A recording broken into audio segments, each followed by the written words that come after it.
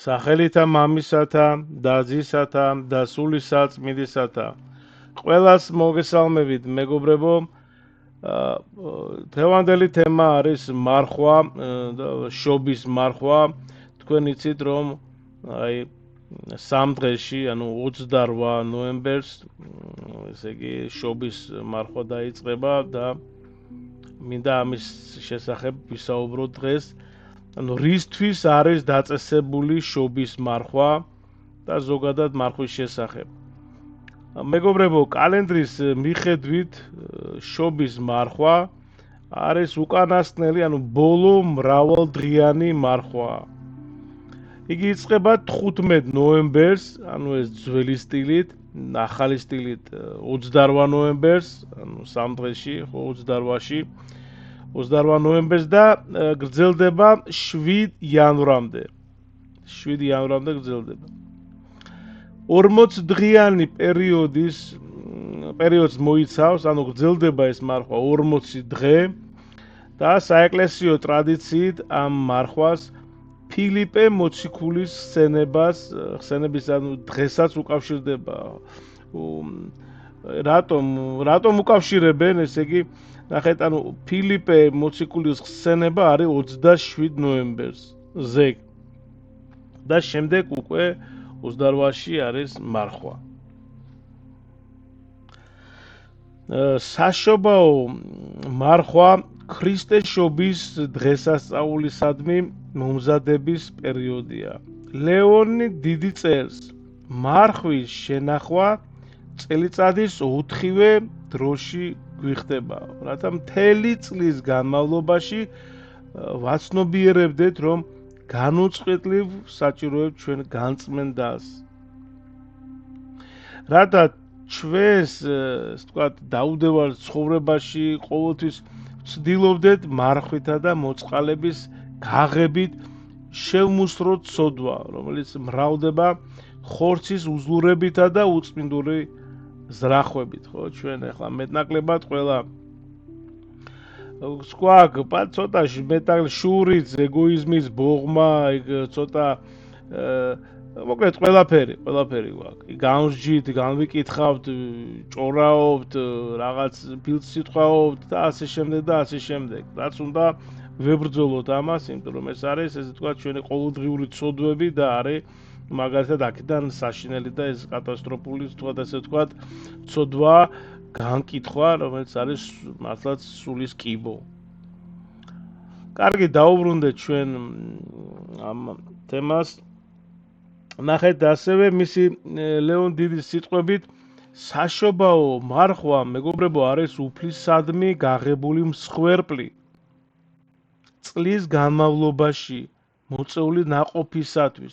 აი, როგორც უფალმა უხვად მოგუმადლა მიწიერი ნაყოფი, წერს წმინდანი, ასევე ამ მარხვის განმავლობაში ჩვენს გულუხნი და მოწყალენი უნდა ვიყოთ გლახაკთა მიმართ.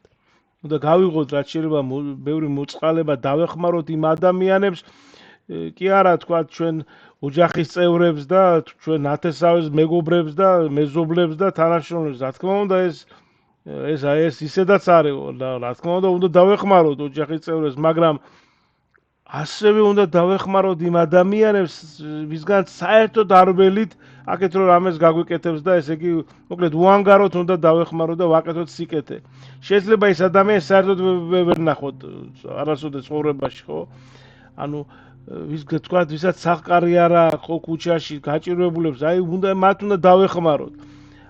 ამას შეიწირავს უფრო უფალი, ამას უყურებს, ჩვენ გულებს უყურებს ღმერთი და არა იმას, რომ ეხლა ესე იგი შენ დაეხმარები ეხლა შენ მშობლებს და შენ შვილს და ასე შემდეგ. რა თქმა უნდა, ესეც უნდა ასევე ისედაც უნდა იყოს, მაგრამ თუმცა დღეს ეგეც საკითხავია, იმიტომ რომ ისე გაგრილდა და გაქვავდა ადამიანის გული, რომ არ მშობელი უნდა და არ შვილი და არ ძმა და ასე შემდეგ. ნუ ეხლა ამაზე არ გვინდა, ეს სხვა თემა არის და შორს აგვიყვანს. თუმცა ფაქტია, სამწუხარო ასეა. მეგობრებო, სვიმეონ თესალონიკელის სიტყვებით, შობის მარხვა მოსეს მარხვას განასახიერებს, რომელმაც 40 დღიანი მარხვის შემდეგ უფლისაგან ქვის ორი ფირფიტა მიიღო, რადგან ამოტვიფრული იყო უფლის სიტყვები.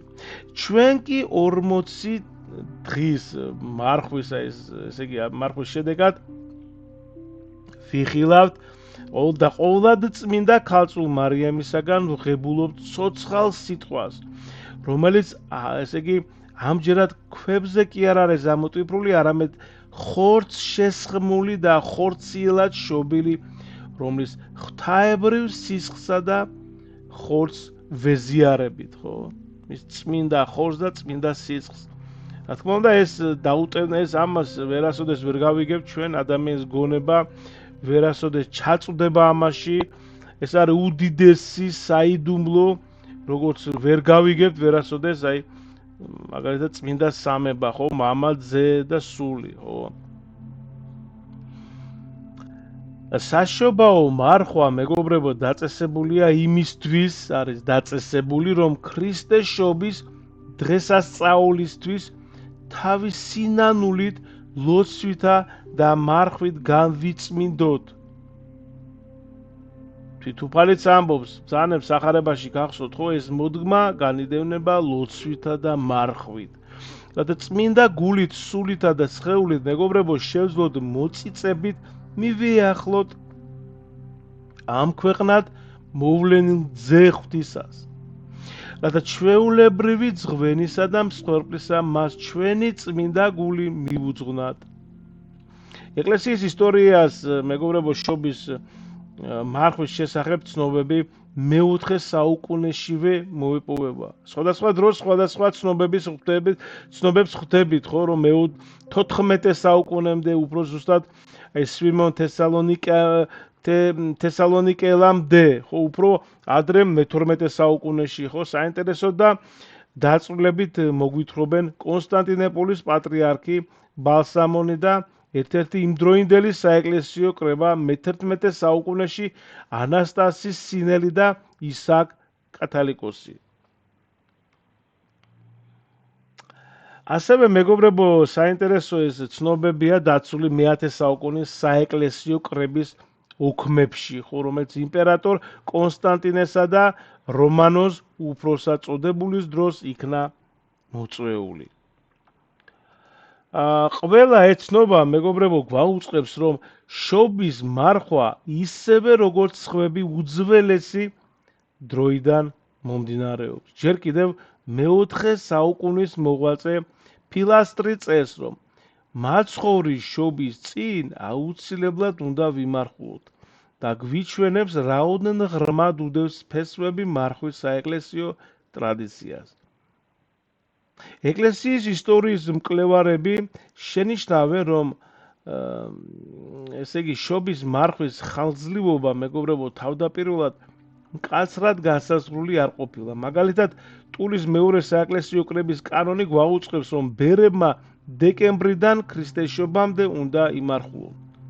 მატისონის 592 წლის კრების მიხედვით ეს მარხვა იწყებოდა წმინდა მარტინის ხსენების დღეს, 25 ნოემბერს, ხო, ახალი სტილით და გრძელდებოდა ქრისტეს შობამდე. აქვე მითითებულია, რომ სამარხო, ესე იგი დღეები, ორშაბათი, ოთხშაბათი და პარასკევი იყო. გალის ერთ-ერთი კრების ჩანაწერთა თანახმად ქრისტეს შობამდე მორწმუნენი 1 კვირა მარხულობდნენ. ამასვე მოწმობს ანასტასი სინელიც. მეგობრებო, შობის მარხვა დიდ მარხვასთან შედარებით მსუბუქია, ხო, მას ვიცავთ ისე როგორც მოციქულთა მარხვას, ხო. ამ მარხვის დროს მარხვაში მოკლედ, მეგობრებო, როგორც წესი, გარდა ოთხშაბათისა და პარასკევისა, თვით ბერ მონაზვნებისთვისაც კი დაშვებული იყო თევზიც. ზეთისა და ღვინოს ზომიერად მიღება. საზოგადოდ კი ისე უნდა, ესე თქვა, შევნიშნოთ, რომ მარხვის სიმკაცრე და სიმსუბუქე ყოველთვის დამოკიდებული იყო და ასე არის დღესაც, ხო, მწყებს თავის ლოცვა კურთხევით. მეგობრებო, აუცილებლად ყველა იმარხულეთ, აი ახლა დღეს არის 26 ნოემბერი და სამ დღეში 28 ნოემბერს კიდევ ერთხელ მეორე იწყება მარხვა და აუცილებლად მოვემზადოთ სულიერად პირველ ყოვლისა, პირველ რიგში ვიმარხულოთ სულიერად და ესე იგი შევიკავოთ თავი რძის ნაწარმისგან, ხორცისგან და მაგრამ ისე არა რომ აი მახსენდება ერთ-ერთი ამ ესე იგი როგორც ღვთისმეტყველი ამბობს რომ შეგვიძლია ესე იგი ხორცი არ ვჭამოთ, მაგრამ შევჭამოთ მეზობელი, ხო? ანუ გასაგებია ხო ესე იგი ჩხუბი და ყვირილი და განრისხვი და ესე იგი მეზობელზე არა, სხვებზეც არის. ანუ პირველ რიგში უნდა სულიერად ვიმარხულოთ, თავი შევიკავოთ რაღაც სიამოვნებისგან, გართობისგან და ასე შემდეგ. მაგრამ ამავდროულად რა თქმა უნდა როგორც ფარისევლები ესე არ უნდა ვიმარხულოთ, უნდა ამაზე პირველ რიგში უნდა ვილოცოთ, უნდა გავიღოთ მოწყალება, ვაკეთოთ სიკეთე, არ გავაცდინოთ წირვა ლოცვა შაბათ-კვირას, გავაძლიეროთ ასე თქვა ლოცვები, ფსალმუნები, 60 ქულო, აი არღზე მაქვს, შეგიძლიათ მოусმინოთ ყოველდღე სახარება, გამარტებით სრულად არის მათეს სახარება და იოანეს სახარება ატვირთული წმინდა მამის გამარტებით, ასევე ძველი აღთმა არის დაბადება, შეგიძლიათ ვისაც სურვილი გაქვთ მოусმინოთ და უცვლად მოусმინეთ.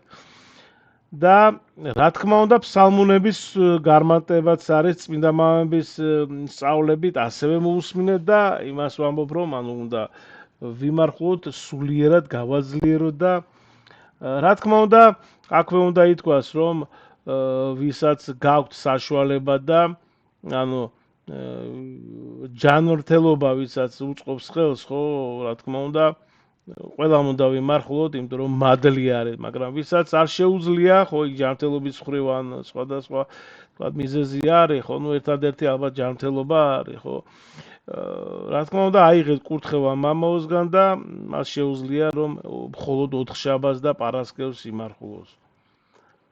კიდევ ერთხელ გააძლიერეთ ლოცვები მეგობრებო, არ დაიზაროთ, იმიტომ რომ სიზარმაცე არის ერთ-ერთი დიდი ცოდვა. სიზარმაცისგან მოდის ასე ფესვი არის და სხვადასხვა ცოდვები ვრცელდება და ღმერთმა გაგაძლიეროთ, მოგცეთ ძალა ლოცვისა, მარხვისა და გაიხარეთ, დიდი მადლობა.